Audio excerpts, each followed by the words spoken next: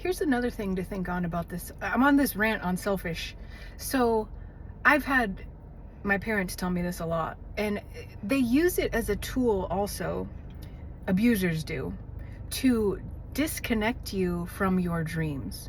You're selfish for wanting what you want, for wanting different, for wanting better, for wanting a bigger life. Like, small people will use that selfish ruse to like get you off this bigger dreamscape, wanting more, hoping for more, to get them back on their level, which is don't dream, don't do anything, just be under my control. And again, these are things you need to see and be aware of if you don't want to live in these trauma cycles anymore. You cannot let someone label you selfish for wanting more, wanting better, wanting different. Like, you have to not allow that. Because you have, like, again, it touches on your sense of power. Like, you have so much power. And the problem is with survivors of trauma, we're raised by people who undermine, undercut, and usurp our power. Like, they take it away day one. Like, we're raised by people who raise us to have zero power. We're taught they have all the power. And when you live lifetimes, decades at this base point, you think you have no agency or power over your own life. And that is like the biggest lie of trauma and for survivors. Like, you have the power to change your life, but again, you have to call it back from these people that have ran your puppet strings your whole life. And it takes courage. It takes, I don't know what you call it, but it takes like a whole bunch of hell no, you don't get to rule my life anymore.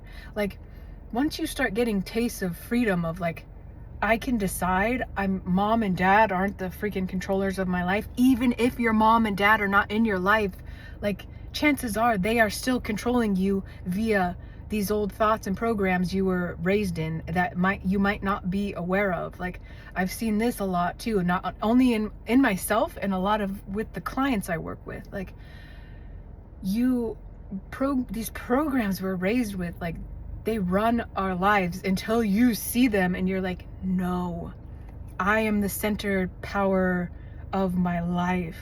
I say what goes. And like, it's true, what you say goes, what you think goes. So this is why you have to be aware of your words and thoughts, which are extremely powerful energies in your life. I teach this inside of Unlocking Life After Trauma and Codependency. And this is what helps you break patterns. You can't go out there and say, I'm going to break all these patterns while having no awareness of the thoughts rolling around in your head, your beliefs. Like, you have to know what these things are. You have to be paying attention to what you're thinking, what you're feeling, and what you're believing on a whole entire body, soul, nervous system level. You cannot move forward unless you're doing all of this. Because if you're not paying attention to what you're thinking, you're not aware. You have to use your thoughts and know how to guide and shift them from the past, from the old programs, into new programs of what you want to create for your life. And again, this is owning your power and owning that decision to claim that, and owning that claim, like, what I say goes. I call my power back, and I decide now.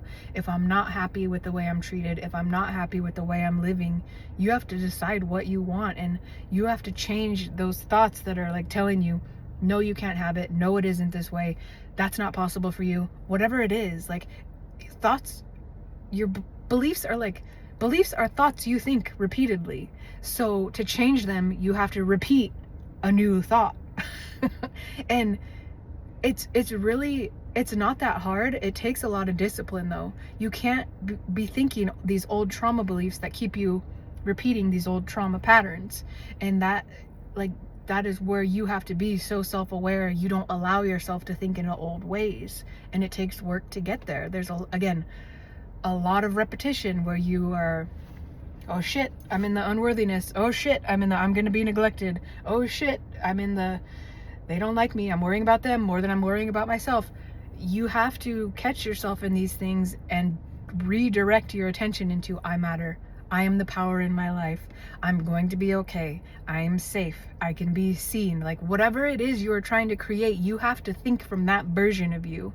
And that's the hardest part for trauma survivors, because we often don't have programming for who we want to be and how we want to be treated. All we know is trauma and neglect. So you have to create a new life based on what it is to not be traumatized, to not be neglected, to not be in worry and overthink and survival mode all the time. Like, you have to become familiar with what you have never known. And again, it takes immense use of power. You cannot be giving up your power to other people. It will not work.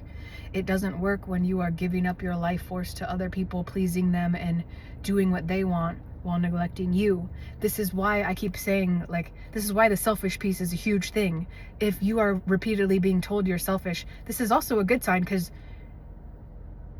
people are not telling you you're selfish for no reason. They're seeing you change. Like, you are creating active change if they're telling you this. So fucking like, I'm clapping. I can't clap, so I'm one-handed clapping. Like, you're doing something right if people are telling you this. And I'm making these videos to encourage you on. Keep going. Do not let them suck you back into the trauma and dysfunction soup. Like, fly the fuck out of there. Keep considering you. Keep taking care of you, because that is what you need. You don't need these people trying to take from you and trying to get you to fit in their box where you take care of them and they keep neglecting you. Nuh-uh. We're not doing that anymore. It's okay to be selfish. It's okay to put you first in your life. That's what's going to save your life. Okay, guys? Love you. Bye.